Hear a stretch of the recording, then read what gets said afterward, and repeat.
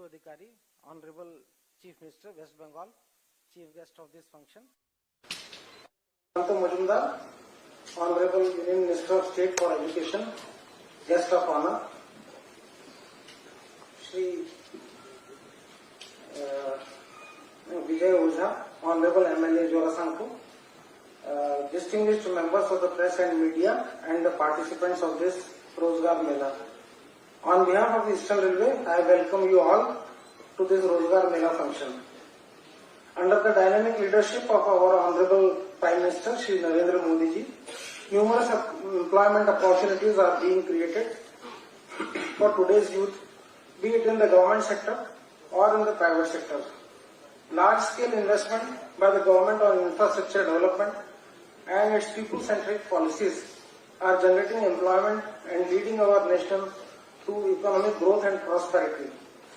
It is the result of the visionary leadership of our Honorable Prime Minister that we are seeing this Rozgar Melas, the present one being 19th, where large-scale induction of people into the government sector is taking place. I congratulate all the successful candidates and wish them a very successful career in the government sector where they will be contributing to nation building. Thank you all and I welcome everyone again. Jai Hind.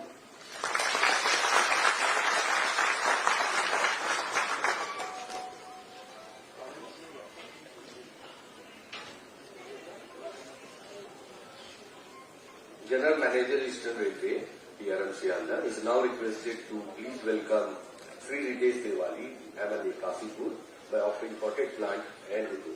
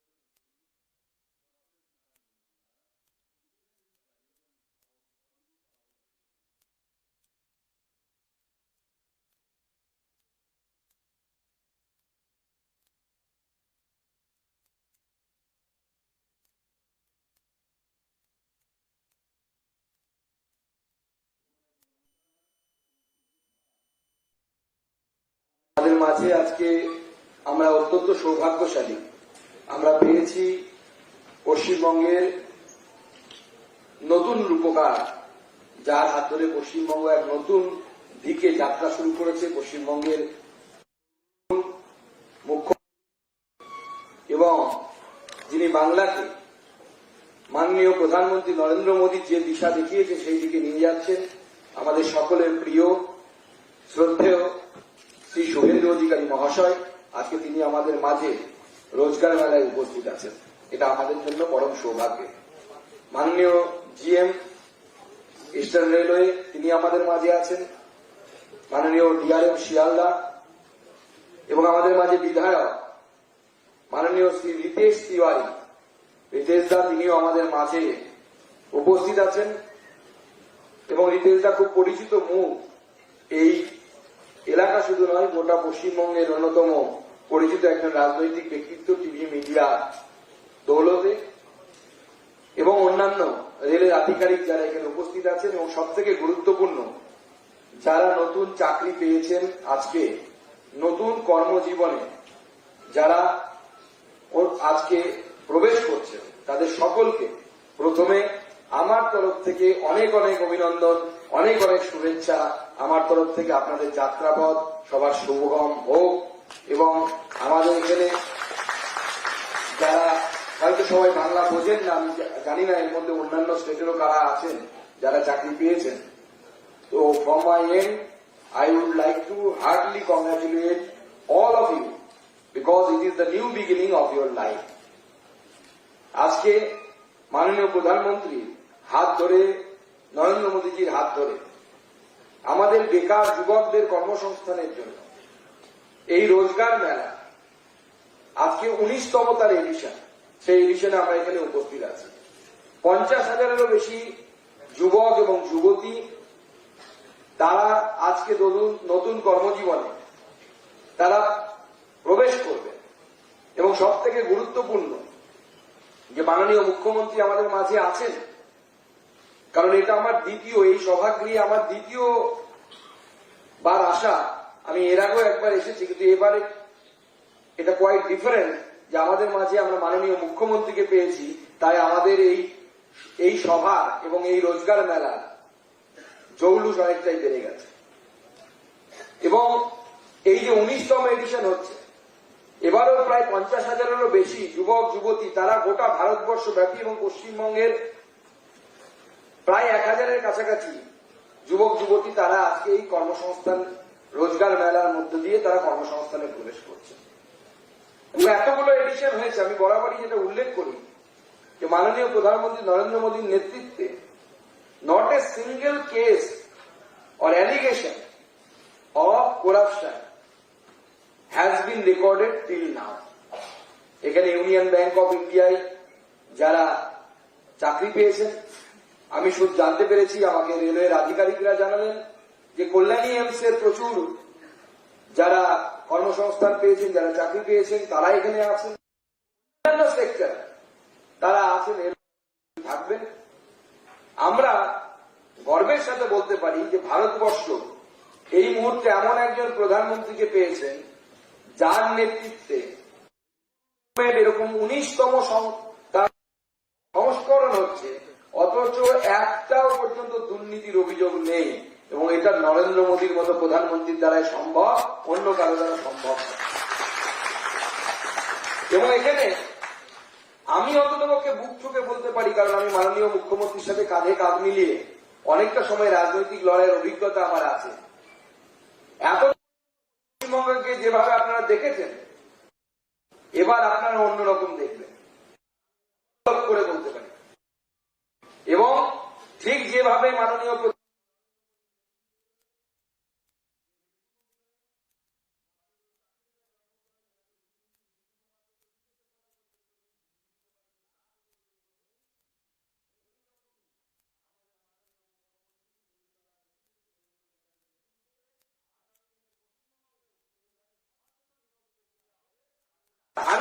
হলফ করে বলতে পারে।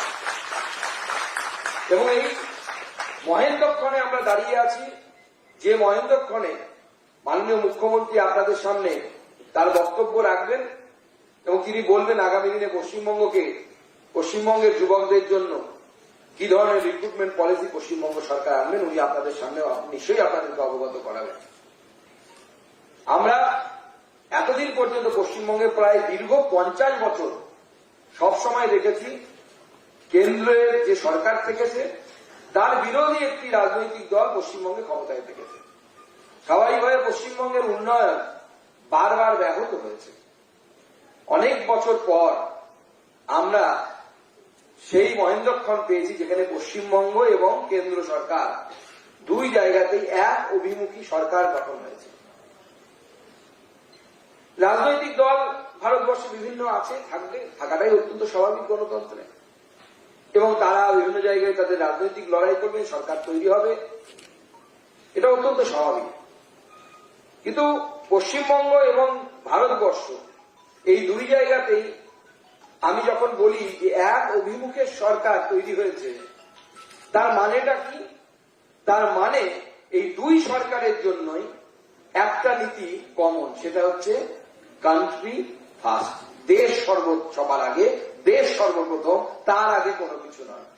সেই জন্য আমাদের মুখ্যমন্ত্রী উত্তরবঙ্গে গিয়ে BSF এর ডিজির হাতে সঙ্গে সঙ্গে 27 কিলোমিটার লম্বা জমি উনি হস্তান্তর করেন। কারণ আমাদের মাননীয় মুখ্যমন্ত্রী তিনি জানেন যে কাঁটাতারের বেড়াটা সীমান্তে দেওয়াটা কতটা জরুরি, এবং সেটা কোনো রাজনৈতিক কারণে নয়, এই দেশকে বাঁচানোর জন্য, এই পশ্চিমবঙ্গকে বাঁচানোর জন্য কতটা জরুরি। সেজন্য কান্ট্রি ফার্স্টের নীতি নিয়ে এই দুই সরকার আগামী দিনে আমাদের চলবে। এতদিন তো কেন্দ্র সরকার চলছিল, রাজ্য সরকার সেই দিকে যাচ্ছে। আজকে আমি সেটা মাননীয় মুখ্যমন্ত্রীকে ধন্যবাদ জানাই। এবং এইভাবে কান্ট্রি ফার্স্টের নীতি নিয়ে আমাদের মুখ্যমন্ত্রীর নেতৃত্বে, এবং এমন একজন মুখ্যমন্ত্রী যিনি জমি থেকে উঠে এসেছেন, যিনি কলেজ রাজনীতি, পঞ্চায়েতের রাজনীতি লড়েছেন, ভোট লড়েছেন, লোকসভা লড়েছেন, বিধায়ক হয়েছেন, সাংসদ, দুবার মাননীয় মুখ্যমন্ত্রী প্রাক্তন তাকে হারিয়েছেন এবং প্রাক্তন মুখ্যমন্ত্রী করেছেন, অর্থাৎ যাকে জনগণের পালসের সাথে সম্পূর্ণভাবে যোগাযোগ। তাই আগামী দিনে আমাদের সরকারের নীতি হবে কি, আমি সাংসদ হওয়ার পর আমার এলাকা নিয়ে বালুরঘাট হিলি রেল প্রকল্প, যে রেল প্রকল্প শুধু রেলের জন্য নয়, জন্য অত্যন্ত প্রয়োজনীয়, কারণ ইন্টারন্যাশনাল বর্ডার পর্যন্ত রেল পৌঁছানোর গুরুত্ব কি তা নিয়ে আমাকে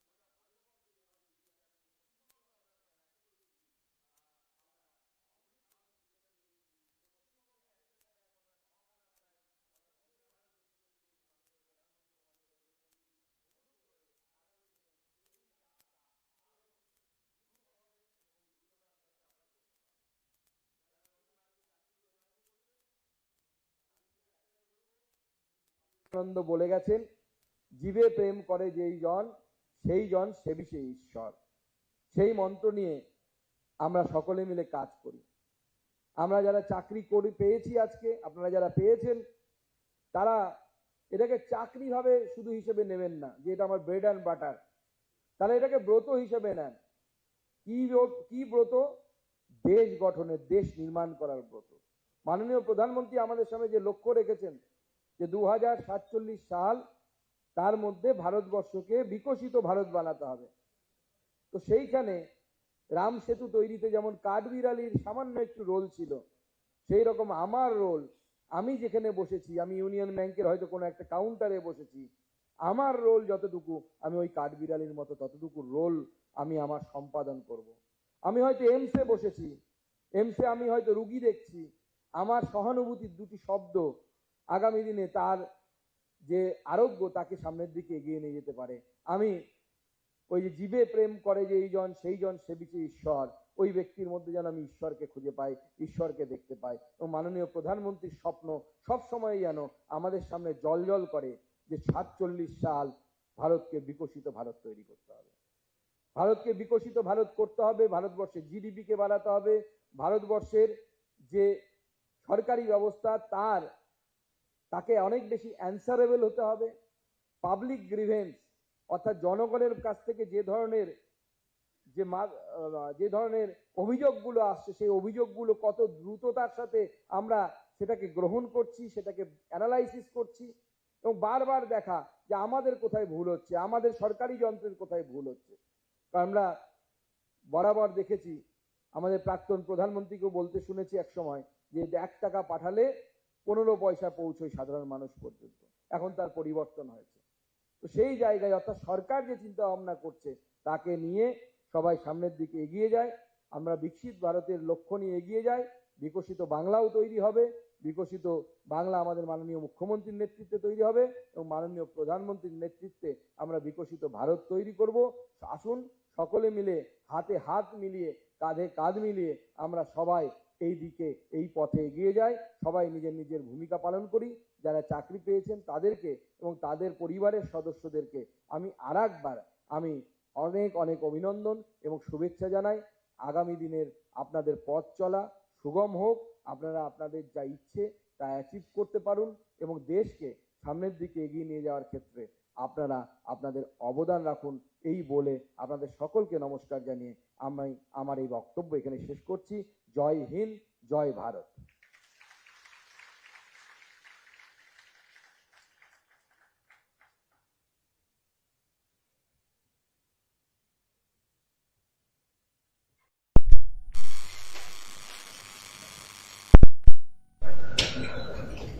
It is now our honor to invite our chief guest, Sri Suvendu Adhikari, Honorable Chief Minister, West Bengal, to address the August gathering.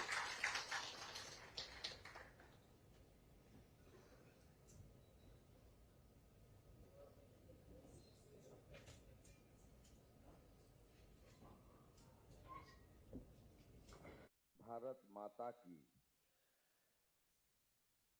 সম্মানীয় ভারত সরকারের মাননীয় রাষ্ট্রমন্ত্রী, বালুরঘাটের লোকপ্রিয় সাংসদ, আমার সতীর্থ বিশিষ্ট শিক্ষাবিদ, কৃতি অধ্যাপক ডক্টর সুকান্ত মজুমদার, বিধানসভায় আমার কলিগ, কাশীপুর বেলগেছিয়া কেন্দ্র থেকে জনগণের আশীর্বাদে নির্বাচিত বিধায়ক মাননীয় Ritesh Tewari, honourable general manager Eastern Railway, honourable DRM and other officials from various central government organizations, I would like to convey my best wishes on this meaningful occasion. আমাদের যারা আজকে রোজগার মেলায় মাননীয় প্রধানমন্ত্রীজির শুভাশিস গ্রহণ করে যোগ্যতার সঙ্গে ভারতবর্ষের নবনির্মাণে যুক্ত হচ্ছেন, তাদের প্রত্যেককে আমি অন্তর থেকে শুভেচ্ছা অভিনন্দন জ্ঞাপন করি। আপনারা এর আগে আমার আগের যিনি বক্তা, তিনি ইতিমধ্যে অনেকগুলি এই ধরনের রোজগার মেলায় উপস্থিত হয়েছেন ভারত সরকারের মন্ত্রী হিসেবে, এবং তিনি খুব স্পষ্টভাবে তার অভিজ্ঞতার ভিত্তিতে এখানে বক্তব্য রেখেছেন যে মাননীয় প্রধানমন্ত্রী নরেন্দ্র মোদীজির নেতৃত্বে, উদ্যোগে, ইচ্ছায় স্বচ্ছতার সঙ্গে যেভাবে মেধাযুক্ত ভবিষ্যৎ প্রজন্মের আমাদের যুবক যুবতী ভাই বোনেদের কর্মসংস্থানের সুযোগ তারা পাচ্ছেন, তার ফলে আমাদের ভারত সরকারের মাননীয় প্রধানমন্ত্রীর নেতৃত্বে যে স্বপ্ন, যে দিশা, যে নিষ্ঠা এবং যে দায়িত্ববোধ ইতিমধ্যে তা সব জায়গায় সমাদৃত হচ্ছে এবং প্রশংসিত হচ্ছে। আমি ভারত সরকারের কাছ থেকে আমন্ত্রণ পেয়েছিলাম রাজ্যের মুখ্যমন্ত্রী হিসেবে এই অনুষ্ঠানে অন্যতম অতিথি হিসেবে উপস্থিত থাকার। আমি সেই আমন্ত্রণ গ্রহণ করে এখানে আপনাদের কাছে দু চারটি কথা নিবেদন করতে চাই। বর্তমান সরকারের সময়কালে আগামী দিনে সরকারি স্তরে বা সরকার পোষিত বিভিন্ন সংস্থায় নিয়োগের ক্ষেত্রে আমরা কি চিন্তা ভাবনা করছি। ইতিমধ্যে আপনারা জানেন আমাদের খুব বদনাম হয়ে গেছে পশ্চিমবঙ্গের। Teacher recruitment scam, municipal recruitment scam, high court supreme কোর্টের হস্তক্ষেপ, 26,000 শিক্ষক শিক্ষিকা শিক্ষাকর্মীর চাকরি বাতিল, সব মিলিয়ে বিগত দিনে পশ্চিমবঙ্গে রিক্রুটমেন্ট সংক্রান্ত বিষয়ে আমাদের যে অভিজ্ঞতা হয়েছে তার ফলে শিক্ষা, সংস্কৃতি, আধ্যাত্মিক চেতনার আমি মনে করি ভারতবর্ষের অন্যতম রাজধানী কলকাতা তথা পশ্চিমবঙ্গের অনেকটা ক্ষতি হয়ে গেছে।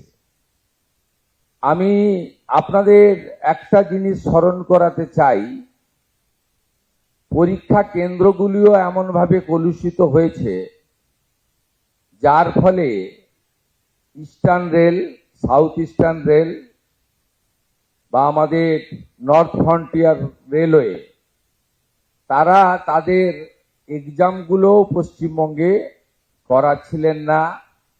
পশ্চিমবঙ্গের যুবক যুবতীরা সুযোগ পাচ্ছিলেন, সেন্টারগুলো হচ্ছিল উড়িষ্যা, আসাম, বিহারে। এই জায়গা থেকে আমাদের এই প্রিয় বঙ্গভূমি পশ্চিমবঙ্গকে বের করে আনতে হবে।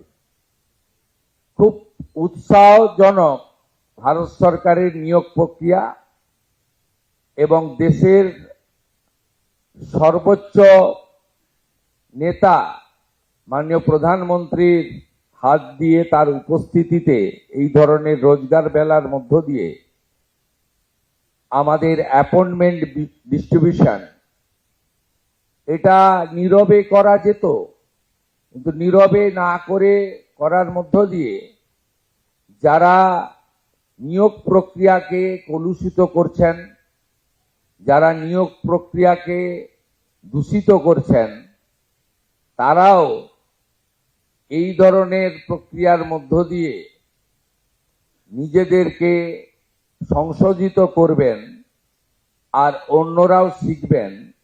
এটাও একটা তার বড় দৃষ্টান্ত বলে আমি মনে করি। প্রথমত মাননীয় প্রধানমন্ত্রীকে ধন্যবাদ জানাবো। দেশের শিক্ষিত, মেধা সম্পন্ন, ওয়েল এডুকেটেড ইয়াং জেনারেশনকে তিনি ভারতবর্ষের নবনির্মাণ অর্থাৎ 2047 আমাদের দেশ যে বিকশিত ভারত হবে তার লক্ষ্যে এই নির্মাণে যুক্তকরণ করছেন।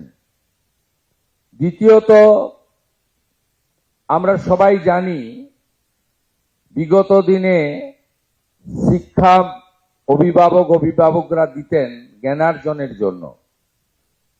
আধুনিক যুগে অভিভাবকরা শিক্ষিত করে তোলেন, আধুনিক শিক্ষায় শিক্ষিত করেন কর্মসংস্থানের একটা আশা বা স্বপ্ন নিয়ে। যে আশা বা স্বপ্ন এই পশ্চিমবঙ্গে বিগত কয়েক বছর ধ্বংস হয়েছে, সেই জায়গা থেকে ভারত সরকার তাদের আশা স্বপ্ন পূরণ করার জন্য নতুন প্রজন্মের, শিক্ষিত প্রজন্মের দিকে হাত বাড়িয়ে দিয়েছেন। এটাও একটা উল্লেখযোগ্য দিক। আমি প্রথমবার এই ধরনের কেন্দ্রীয় সরকারের আমাদের রোজগার মেলার কর্মসূচিতে উপস্থিত হয়েছি, যদিও আমি রাজ্যের বিরোধী দলনেতা হিসেবে বিগত দিনে ভারত সরকারের তথা রেলের নানা কর্মসূচিতে আমাকে সম্মানের সঙ্গে তারা ডেকেছেন এবং আমি উপস্থিত ছিলাম। এখান থেকে আমি একটা কথাই ঘোষণা করতে চাই,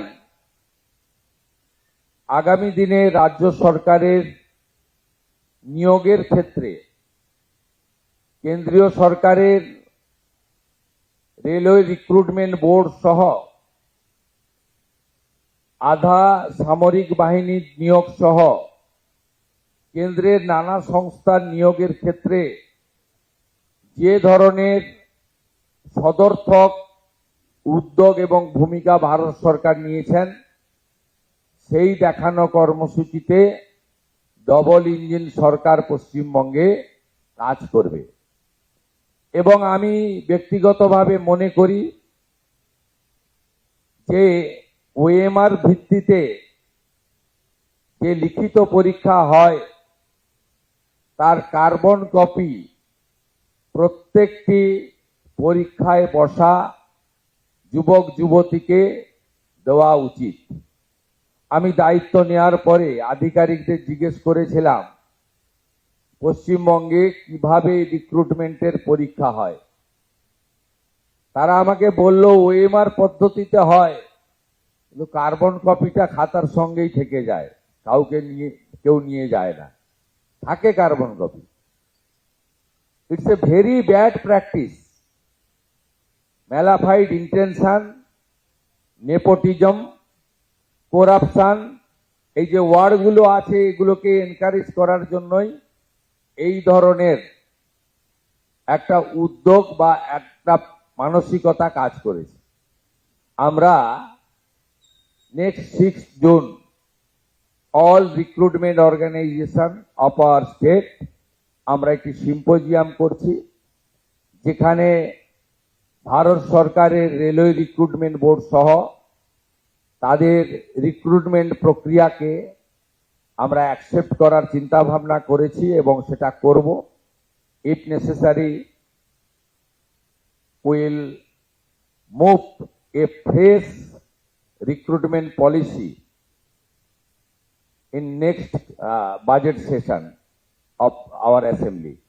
আমরা আগামী অ্যাসেম্বলিতে রিক্রুটমেন্ট পলিসির জন্য যে নতুন আইন করা দরকার সেটা করব। আমাদের উদ্দেশ্য থাকবে ওএমআর, কার্বন কপি, রিটিন পরীক্ষার আমরা যারা পরীক্ষায় বসবেন তাদের দেব, সে প্রভিশন আছে। আমরা রিটিন এক্সাম, একাডেমিক যে স্কোর এবং সাথে সাথে এখানে পশ্চিমবঙ্গে ওরালে ভাইভাতে ম্যাক্সিমাম নাম্বার রাখা হয়েছে। It's not good. ভাইভাতে মিনিমাম নাম্বার রাখা উচিত।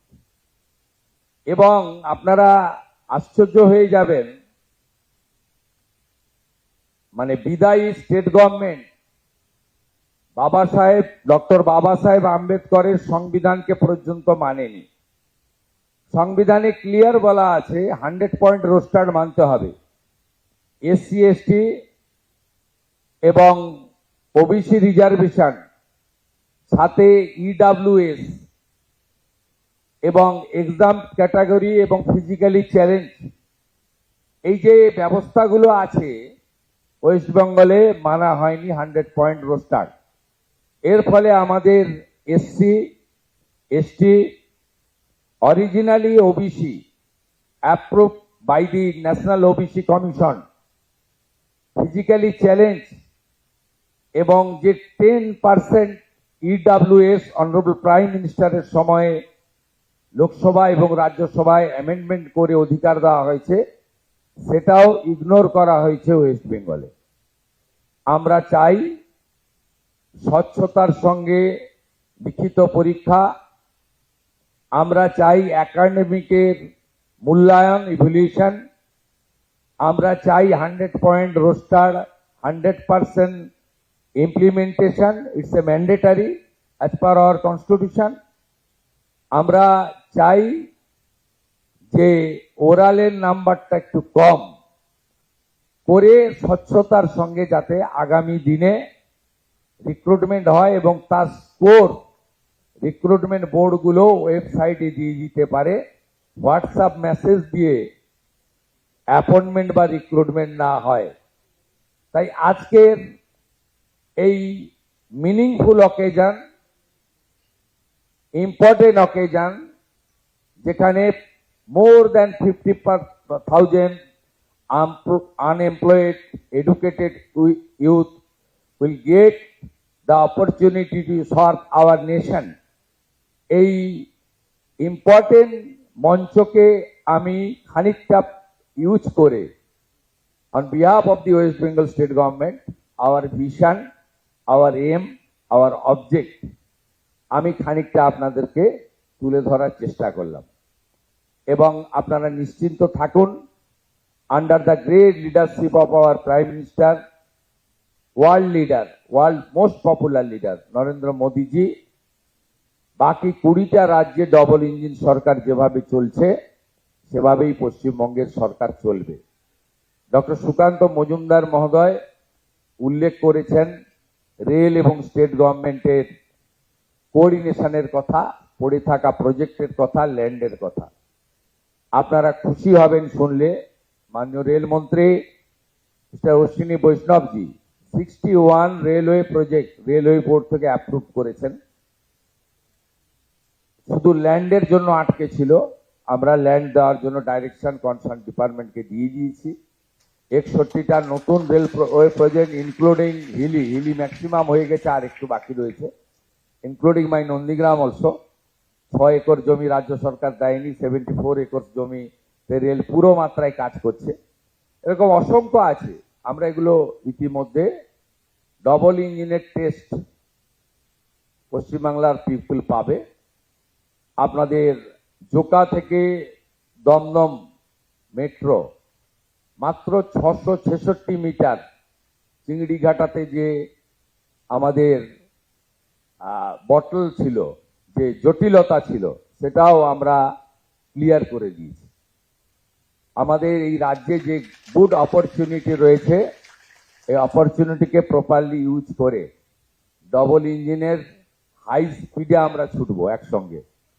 এখানে central government organisation, state government organisation একসঙ্গে কাজ করবে এবং বিকশিত ভারত তখনই সম্পূর্ণ হবে যখন ডক্টর শ্যামাপ্রসাদ মুখার্জির পশ্চিমবঙ্গ বিকশিত হতে পারবে। যে অপরচুনিটি আপনারা আমাদের দিয়েছেন, আমরা সার্ভ করব। আজকের এই ইম্পর্টেন্ট মিনিংফুল অকেজনে আমাকে ডাকার জন্য, কিছু বলার সুযোগ করে দেওয়ার জন্য আমাদের আয়োজক nodal organisation, general manager eastern railway and DRM Sealdah, मैं मेरा दिल से आभार प्रकट करते हुए मेरा बात यही खत्म करता हूं। नमस्कार, जय हिंद।